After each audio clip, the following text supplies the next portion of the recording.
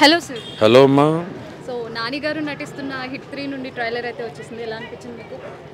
మరో pan India cinema చూడబోతున్నాం అనిపించింది నాకు.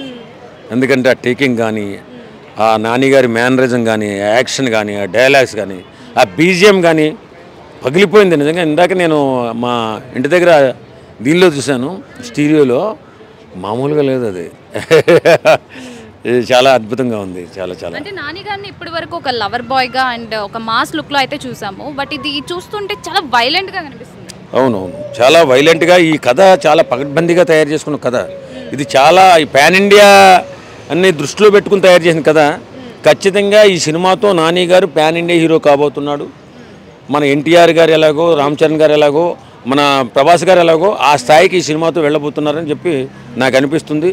మొన్న మన కోర్టు ఫంక్షన్లో నేను నిజంగా చెప్తున్నాను, కోర్టు కానీ మీరు చూసి బాగోలేదంటే నా హిట్ 3 చూడొద్దు అని ఎందుకన్నారంటే, హిట్ 3 గురించి అక్కడే ఎందుకు చెప్పారనుకున్నావు? అంత పగడ్బందీగా కథను తయారు చేసుకున్నారు. అది సెన్సేషనల్ సినిమా కాబోతుంది.